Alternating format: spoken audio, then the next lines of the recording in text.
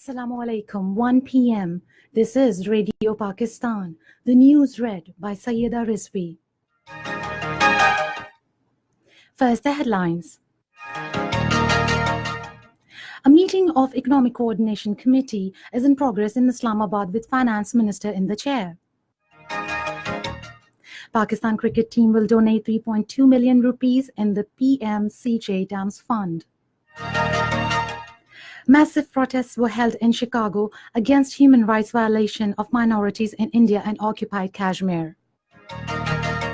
The United States has threatened to impose sanctions against judges of the International Courts of Justice if they proceeded with probe or alleged war crimes committed by Americans in Afghanistan. And now the news in detail.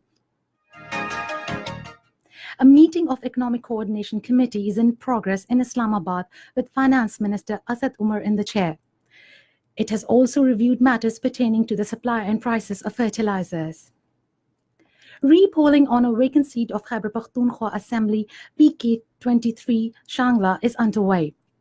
13 candidates are in the run for the seat. Prominent amongst them are Shaukat Yousafzai of PTI, Muhammad Yar of MMA, Umar Zada of ANP, and Afzarul Mulk of PPP. 135 polling stations have been established across the constituency. Chief Justice of Pakistan, Justice Mia Saqib Nisar, has said direction to the government to address issue of water scarcity is one of the biggest achievements of the Supreme Court during previous judicial year. In his address on the committee of the new judicial year in Islamabad today, he said that we were overwhelmed by the nation's response in the form of generous donations for this national cause and the confidence in the national pace in the Supreme Court of Pakistan. Special Court has adjourned the hearing of high treason case against former President Pervez Musharraf till 9th of next month. The two-member bench headed by Justice Muhammad Yawar Ali is hearing the case. During the course of proceedings today, Justice Muhammad Yawar Ali said the case will be heard on daily basis from the next hearing as it is to be taken to logical conclusion.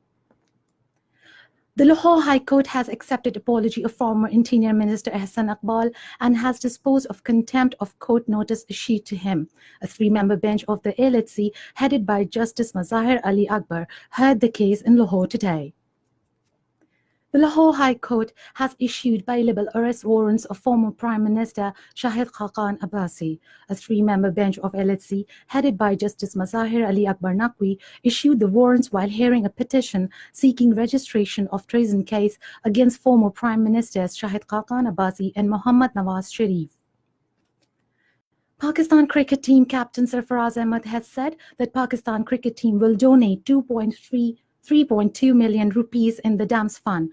Talking to newsmen in Lahore today, he urged every citizen of the country to donate in the fund. He said Pakistan cricket team is well prepared for Asia Cup 2018. He said that our bowling is strong enough to defend the targets. However, the team is paying attention towards improving batting. Central Ruhilat-e-Hilal Committee meets in Karachi this evening for sighting of Muharram al-Haram moon. Chairman Mufti Munibur Rahman will preside over the meeting to be held at Pakistan Meteorological Department.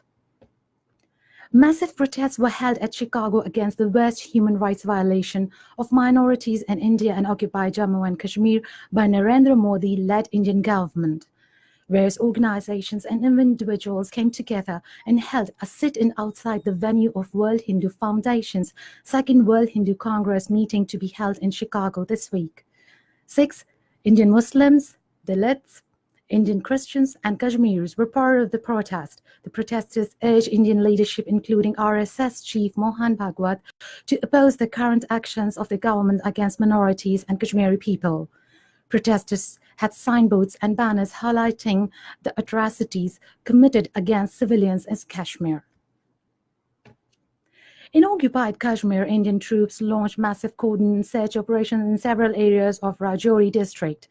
Indian troops and police personnel have laid a siege around villages in Lambari and Nowshera area of the district, and no one is allowed to move freely in the areas. The United States has threatened to impose sanctions against judges of international courts of justice if they proceed with an investigation into alleged war crimes committed by Americans in Afghanistan. President Donald Trump's national security advisor, John Bolton, will make the announcement in a midday speech to Federalist Society in Washington. The death toll from the last week's earthquake in Japan has risen to 44. The Japanese government said today that 660 people were also injured due to the earthquake.